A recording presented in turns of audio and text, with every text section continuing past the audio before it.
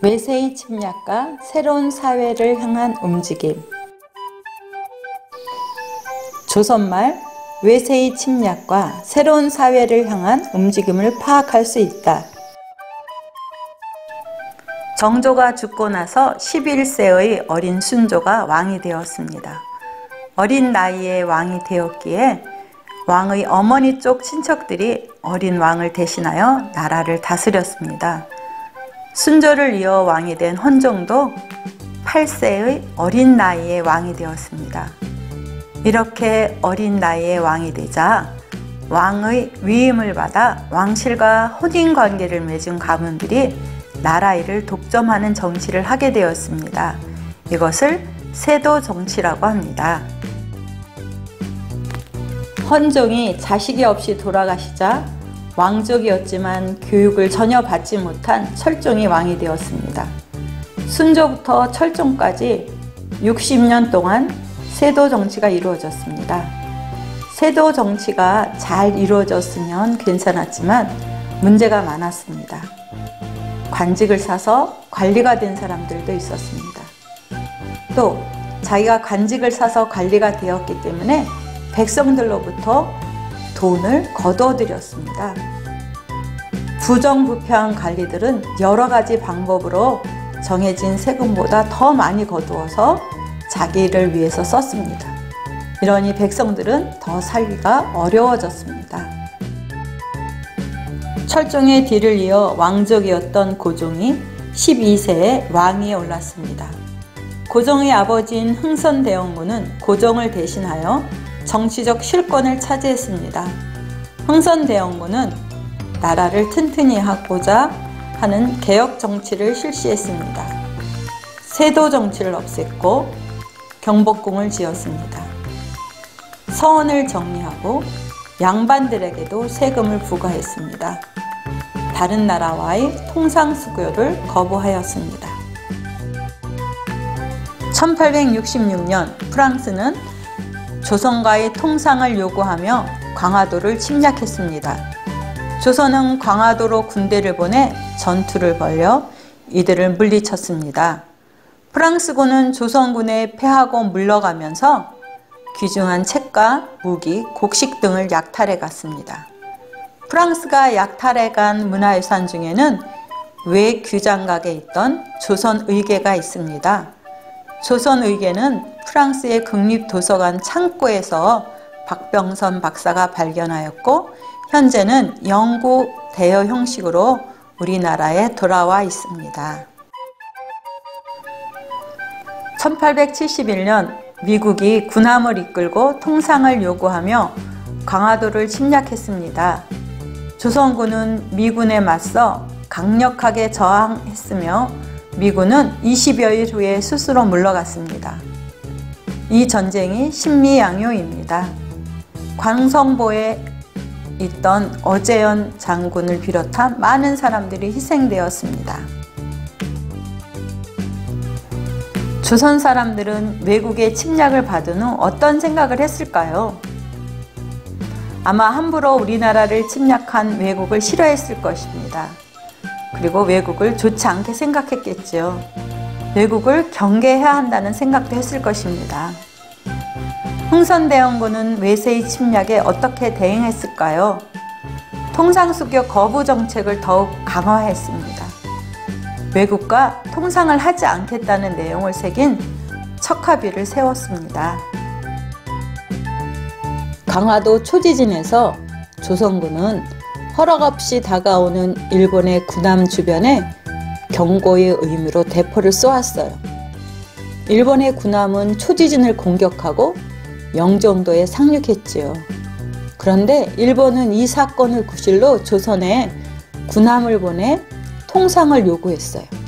흥선대원군이 물러나고 조선의 개항을 바라는 나라 안의 요구가 높아지고 있는 상황에서 일본의 압박을 받게 되자 조선은 결국 강화도에서 일본과 조약을 맺고 개항을 합니다.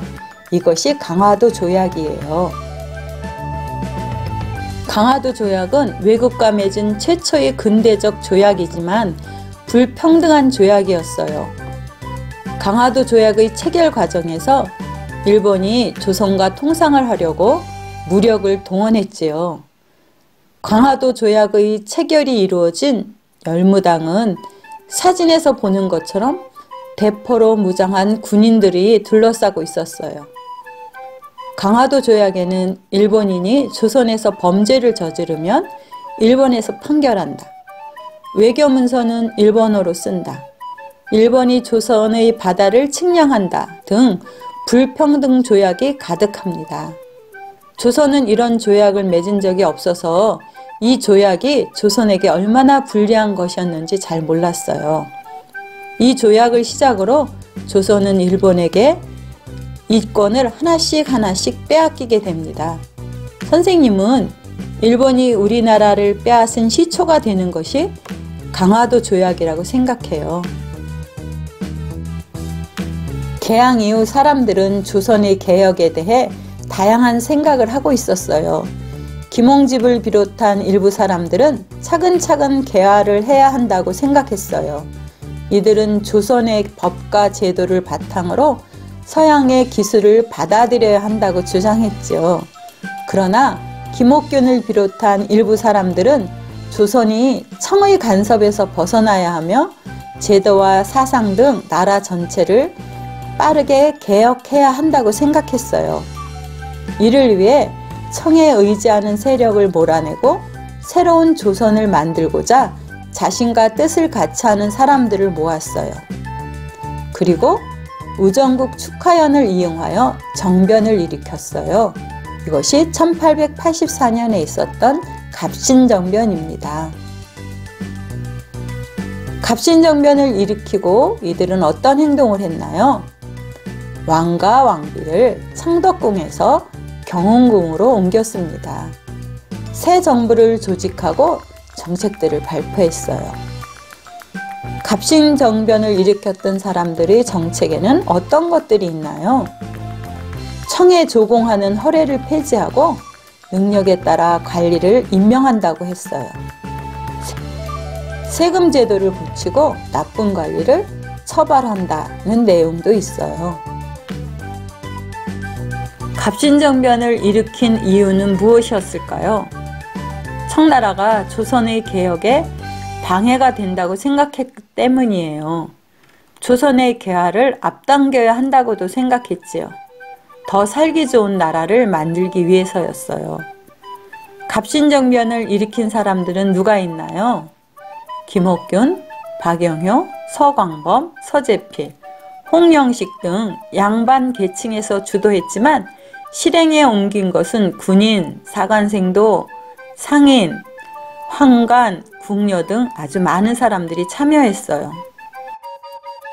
갑신정변 이후에도 일부 양반과 지방관리의 횡포는 여전히 심했어요. 전봉주는 고부 군수의 횡포를 막기 위해 뜻을 같이 하는 사람들과 힘을 모아서 군사를 일으켰어요. 전봉준과 동학농민군은 고부에서 시작해 전라도 일대로 세력을 넓혔어요. 이것이 1894년 동학농민운동입니다. 조선은 동학농민군을 진압하는 데 어려움을 겪자 청나라에 도움을 요청했어요. 청이 조선에 군대를 보내자 일본도 군대를 보냈어요. 동학농민군은 외국 군대의 개입을 막으려고 조선 정부와 협상해 개혁안을 약속받고 스스로 흩어졌어요. 동학농민군이 물러난 후에 일본과 청은 조선에서 영향력을 넓히려고 조선에서 전쟁을 벌였어요. 이것이 청일전쟁이에요. 청일전쟁에서 일본이 승리를 했어요. 그러자 일본은 조선의 정치에 더욱 심하게 간섭하였고 동학농민군은 일본을 몰아내려고 다시 일어났어요.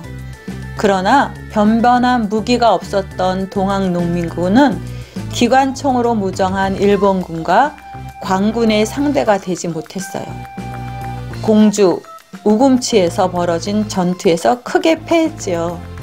결국 동학농민군은 후퇴를 거듭하다가 해산했고 전봉주는 부하의 밀고로 관군에게 잡혀 처형을 당했어요. 학습 정리를 하겠습니다. 외세의 침략과 새로운 사회를 향한 움직임에서는 아주 많은 사건들이 있었습니다. 이 사건들이 일어난 순서를 기억했으면 좋겠습니다. 프랑스가 조선과의 통상을 요구하면서 강화도로 침략했던 사건은 병인 양요, 미국이 조선과의 통상을 요구하면서 마찬가지로 강화도로 침략했던 사건은 신미양요, 일본이 우리나라의 이권을 하나씩 빼앗기게 된 계기가 된 조약으로 불평등하며 근대적인 조약이었던 것은 강화도 조약, 김옥균을 비롯한 급진 개혁파가 나라를 개혁하고자 일으켰던 것은 갑신정변, 고부 군수의 횡포를 막기 위해서 전봉준을 비롯한 농민들이 일으켰으며 나라를 개혁하고자 했던 운동은 동학농민운동입니다. 외세의 침략과 새로운 사회를 향한 움직임에 대해서 공부했습니다. 열심히 공부한 여러분을 칭찬합니다.